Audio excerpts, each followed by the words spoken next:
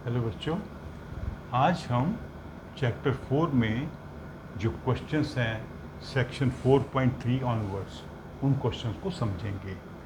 पिछले वीडियो में मैंने आपको सेक्शन 4.2 तक जो क्वेश्चंस थे वो समझा दिए थे, तो वो वीडियो प्लीज़ ज़रूर देख लेना। तो हम आते हैं 4.3 पे। तो उसका पहला क्वेश्चन है distribution of electrons of sodium and carbon. तो सोडियम का जो एटॉमिक नंबर क्या होता है 11, मतलब इसके प्रोटॉन भी 11 होंगे और इलेक्ट्रॉन भी 11 होंगे। तो हमने 11 इलेक्ट्रॉन्स का डिस्ट्रीब्यूशन बताना है। तो इसमें जो के शेल होगा उसमें 2 होंगे, एल में 8 होंगे और एम में 1 होगा।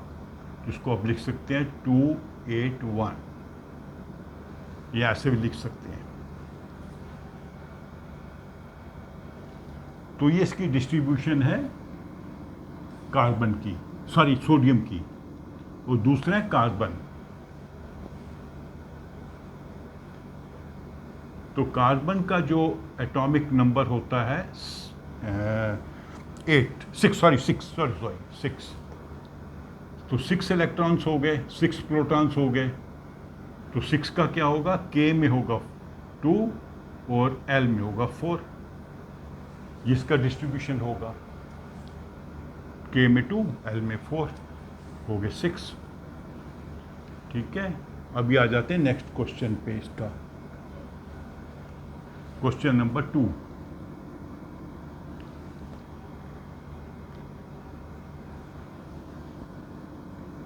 एक एलिमेंट है जिसमें के और एल शेल फुल है। फुल का मतलब जितने इलेक्ट्रॉन्स इसमें हो सकते हैं उतने इलेक्ट्रॉन्स हैं। तो अर्थात के में कितने होंगे 2 और एल में कितने होंगे 8। टोटल कितने हो गए 10। तो इसका एटॉमिक नंबर हुआ 10। इसमें इलेक्ट्रॉन हुए 10, जो 2 हैं के शेल में और एल में हैं 8। तो ये कौन सा होता है, नियॉन। नियॉन एक गैस है, इनर्ट गैस। इनर्ट का मतलब ज़्यादा रिएक्ट नहीं करती है। क्यों रिएक्ट नहीं करती है, क्योंकि एल शेल जो आउटर मोस्ट शेल है उसमें 8 है। 8 का मतलब इसका ऑक्टेट पूरा है। ऑक्टेट पूरा हो जाता है किसी एटम का तो वो रिएक्टिव नहीं होता। 8 से कम होंगे तो रिएक्शन होगा उसका विद अदर एटम्स। तो ये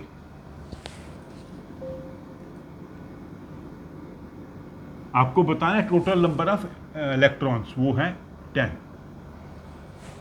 आपने आंसर इतना ही देना है बस, क्योंकि 2 हैं के शेल में और 8 एल शेल में, टोटल हो गया ये। लेकिन मैं आपको जानकारी दे रहा हूँ कि 10 इलेक्ट्रॉन्स का मतलब 10 प्रोटॉन्स, मतलब इसका एटॉमिक नंबर 10 है।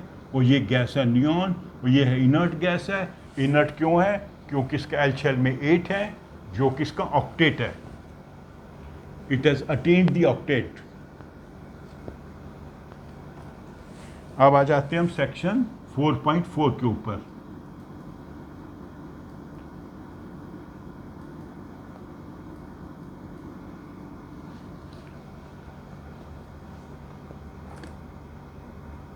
Question number 1, how will you find the valency of chlorine, sulphur and magnesium. 3 दिया उन्होंने, क्लोरीन, सल्फर और मैग्नीशियम। इनका आपने वैलेंसी ढूंढनी है। तो मैं एक आपको करके बताऊंगा, बाकी आप 2 खुद प्रयास करिए। तो मैं करके बताता हूं आपको सल्फर का। तो सल्फर का एटॉमिक नंबर होता है 16। ये आप टेबल दिया आपके बुक में, वहाँ से आप चेक कर सकते हैं। और कुछ आपको याद भी रखने पड़ेंगे जो इम्पॉर्टेंट एलिमेंट्स हैं। 16 का मतलब इसमें प्रोटॉन भी 16 है और इलेक्ट्रॉन भी 16 है। तो 16 का मतलब क्या होगा, के शेल में हो गए 2, एल में हो गए 8 और एम में कितने हुए 6। अब 6 का मतलब है जो उसका सबसे बाहरी शेल है, ये है न्यूक्लियस, ये के है, इसमें 2 हैं, उसके आगे 8 हैं, 1 2 3 4 5 6 7 8। और उसके बाहर वाला जो शेल है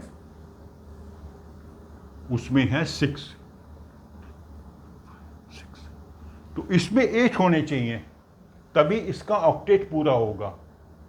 8 का मतलब क्या है, ये 2 इलेक्ट्रॉन्स को खींच सकता है अपनी तरफ, ताकि आउटर मोस्ट शेल में 8 हो जाए। 6 हैं, 8 हो जाएंगे। तो जब 2 इलेक्ट्रॉन्स को खींचेगा तो उसका वैलेंसी हो जाएगी 2 माइनस। माइनस क्यों? क्योंकि इसने 2 इलेक्ट्रॉन्स को खींचा है। ये जो एटम है नेगेटिवली चार्ज्ड हो जाएगा जब 2 इलेक्ट्रॉन्स को खींचेगा किसी दूसरे एलिमेंट के एटम से। तो 8 पूरा करने के लिए 2 इलेक्ट्रॉन चाहिए, तो उसकी वैलेंसी है 2 नेगेटिव। ये इसकी वैलेंसी है सल्फर की। ऐसे ही आप क्लोरीन और मैग्नीशियम का खुद ट्राई करिए। क्लोरीन का एटॉमिक नंबर देखिए, उतने उसके इलेक्ट्रॉन होंगे, उनको डिस्ट्रीब्यूट करिए और देखिए कि आउटर शेल में कितने आते हैं। उनको 8 कंप्लीट करने के लिए क्या करना पड़ेगा। लेकिन अगर इलेक्ट्रॉन कम है, उसके आउटर शेल में 1 है या 2 है या 3 है या 4 है, तो उनको वो छोड़ देगा। ठीक है, ये मैंने कल आपको डिटेल में एक वीडियो में समझाया था, वहां से आपको आइडिया लगेगा कि वैलेंसी कैसे बनती है किसी एटम की। तो ये इसका कंप्लीट हो गया 4.4। ये 4.3 कंप्लीट हो गया, 4.4 कंप्लीट हो गया। अब आ जाते हैं 4.5 पे। 4.5 में सेक्शन, क्वेश्चन नहीं है, सेक्शन है। इसका पहला क्वेश्चन है, इसमें 2 क्वेश्चन है। A number of electrons in an atom is 8 and number of proton is also 8। कोई एक एलिमेंट है जिसमें प्रोटॉन भी 8 हैं और इलेक्ट्रॉन भी 8 हैं।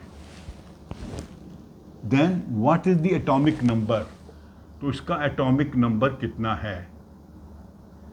तो एटॉमिक नंबर हमेशा डिपेंड करता है प्रोटॉन की संख्या के ऊपर। प्रोटॉन 8 हैं तो उसका एटॉमिक नंबर 8 होगा। तो ये पहला पार्ट है इस क्वेश्चन का। किसी भी एलिमेंट का आपको एटॉमिक नंबर देखना है तो आपने देखना है कि उसमें प्रोटॉन कितने हैं, क्योंकि atomic number, proton, even electron, तीनों बराबर होते हैं। Atomic number is equal to number of proton is equal to number of electrons. What is the charge of the atom? इसका चार्ज क्या है? प्लस होगा, माइनस होगा कि जीरो होगा? हर एटम का चार्ज जीरो होता है। हर एटम इलेक्ट्रिकली न्यूट्रल होता है, कोई भी एलिमेंट हो। तो लिखेंगे इलेक्ट्रिकली न्यूट्रल। क्यों न्यूट्रल है? क्योंकि ये 8 प्लस हैं, 8 माइनस हैं, एक दूसरे को कैंसिल कर देंगे। जितना पॉजिटिव चार्ज है, जितना नेगेटिव चार्ज है, वो एक दूसरे को कैंसिल कर देगा। तो atom will be electrically neutral and this is true for all elements. कोई भी एलिमेंट हो, आयरन हो, गोल्ड हो, सिल्वर हो, हाइड्रोजन हो, ऑक्सीजन हो, कोई भी एलिमेंट हो, उसका एटम जो होता है इलेक्ट्रिकली न्यूट्रल होता है। With the help of table 4.1 find the mass number of oxygen and sulphur. मैं एक करके देता हूं, ऑक्सीजन का बताता हूं। आपने मास नंबर ढूंढना है। तो मास नंबर मैंने आपको क्या बताया था? Mass number is equal to proton plus neutrons. तो टेबल आपको दे रखे हैं इन्होंने 4.1। देखिए ऑक्सीजन, इसमें लिखा है प्रोटॉन 8 एंड न्यूट्रॉन 8। इसके प्रोटॉन भी 8 हैं और न्यूट्रॉन भी 8 हैं, दोनों को ऐड करेंगे 16। ये इसका मास नंबर है। एटॉमिक नंबर है 8, मास नंबर है 16, दोनों को ऐड करना पड़ता है। दूसरे एलिमेंट का खुद करिए कैलकुलेट।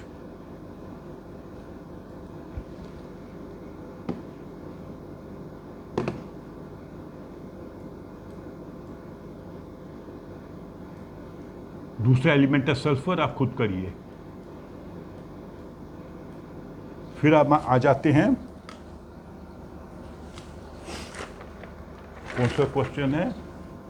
461।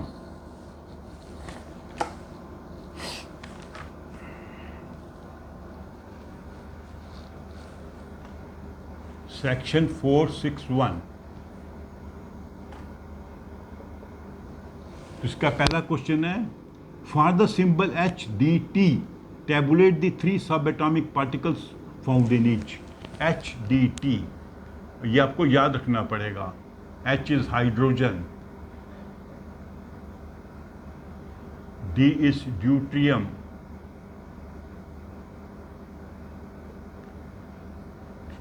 ट्राइट्रियम,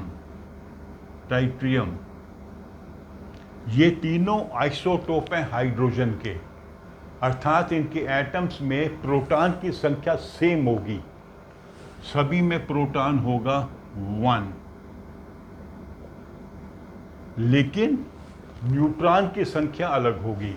इसमें न्यूट्रॉन है 0, इसमें 1, इसमें 2। तो इसका एटॉमिक मास बना 1, इसका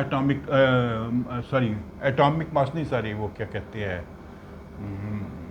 क्या था वर्ड भूल गया मैं, अभी कर रहे थे हम, मास नंबर। तो मास नंबर है इसका 1, इसका है 2, इसका है 3। ये आपको थोड़ा याद रखना पड़ेगा। ये मास नंबर है और ये है atomic number.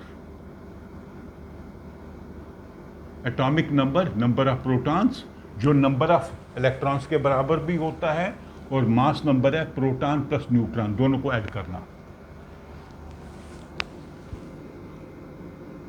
Right the electronic configuration of any pair of isotopes and isobars. Second question, isotope लेते हैं पहले, कोई भी पेयर ले लेते हैं आइसोटोप का। हम ले लेते हैं कार्बन 12 और कार्बन 14। देखिए इसमें प्रोटॉन होते हैं 6 और इसमें न्यूट्रॉन भी होते हैं 6। इसमें प्रोटॉन होते हैं 12, 14, 14, 6 और 8, मतलब इनका एटॉमिक नंबर सेम है, मास नंबर अलग है। इसका 12 है, इसका 14 है। तो हमने क्या करना है, हमने देना है इनके इलेक्ट्रॉन का कॉन्फ़िगरेशन। तो देखिए कॉन्फ़िगरेशन इलेक्ट्रॉन का सेम होगा दोनों का, क्योंकि दोनों में 6 प्रोटॉन है तो इलेक्ट्रॉन भी 6 होंगे। जितने प्रोटॉन है उतने इलेक्ट्रॉन है। 6 का क्या होगा, 2 × 4। ये K शेल में, ये L में, इसका भी 2, 4, K में, L में। तो ये आंसर देना आपने। कार्बन 12 ये कॉन्फ़िगरेशन है, कार्बन 14 ये कॉन्फ़िगरेशन है। ये चेंज नहीं होगा। क्यों चेंज नहीं होगा? बिकॉज इनका एटॉमिक नंबर सेम है। एटॉमिक नंबर का मतलब जितने इलेक्ट्रॉन है उतने प्रोटॉन है। ठीक है, तो ये सेम आंसर होगा दोनों का। ये है कार्बन 12 और कार्बन 14, दो आइसोटोप्स हैं कार्बन के। अभी लेते हैं आइसोबार्स। आइसोबार का मतलब एटॉमिक नंबर डिफरेंट होगा। हम ले लेते हैं एग्जाम्पल कैल्शियम और एर्गॉन का। कैल्शियम, एर्गॉन, ठीक है। इसका एटॉमिक नंबर है 20, इसका एटॉमिक नंबर है 18, इसका मास नंबर है 40, इसका भी मास नंबर है 40। तो मास नंबर चूंकि सेम है, एटॉमिक नंबर डिफरेंट है, इसलिए ये आइसोबार्स है। आइसोबार का मतलब मास नंबर सेम है, एटॉमिक नंबर डिफरेंट है। तो इसका एटॉमिक नंबर 20 है, तो मतलब 20 के प्रोटॉन और 20 इलेक्ट्रॉन। तो 20 का क्या डिस्ट्रीब्यूशन होगा? पहले में होगा 2, 8, 8, 2। ये K में, L, M, N। ये फॉर्मूला मैं आपको सिखा चुका हूं पिछले वीडियोस में, वहां से समझिए। इसका क्या होगा? K, एल एम, के में 2, इसमें 8, इसमें भी 8, 8 16 2 18 और 2 20, ये इनका डिस्ट्रीब्यूशन है।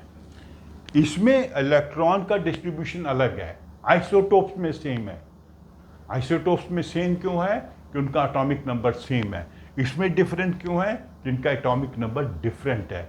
एटॉमिक नंबर डिफरेंट होने का मतलब इलेक्ट्रॉन की संख्या अलग है। इलेक्ट्रॉन की संख्या अलग होने से इनका जो डिस्ट्रीब्यूशन अलग होगा। ये आपने ध्यान रखना है जब एग्जाम में ऐसे क्वेश्चंस आएंगे आपको। आइसोटोप्स में सेम होगा डिस्ट्रीब्यूशन और आइसोबार्स में डिफरेंट होगा, क्योंकि वो डिफरेंट एलिमेंट्स होते हैं। तो ये पूरे जो क्वेश्चंस आपके कंप्लीट हो गए जो एक्सरसाइज चैप्टर के अंदर दिए हुए हैं। अब वो कुछ एक्सरसाइजेस के क्वेश्चंस हैं, 1 to लेके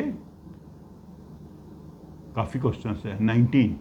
इसको मैं अलग वीडियो में करूंगा, हो सकता है इसके लिए भी 2 या 3 वीडियो बनानी पड़े। वो देख लेंगे कि क्वेश्चंस कितने कितने बड़े हैं। पर क्वेश्चंस को करने से पहले आपको चैप्टर को समझना है, सभी कॉन्सेप्ट्स को समझना है। उसके लिए मेरे सब वीडियोस देखिए ध्यान से। कोई पॉइंट समझ नहीं आता तो आप कमेंट बॉक्स में लिख के मुझसे पूछिए। ओके, तो मेरी वीडियो को लाइक करो, अपने फ्रेंड्स से शेयर करो और मेरे चैनल को सब्सक्राइब भी करो। Thank you.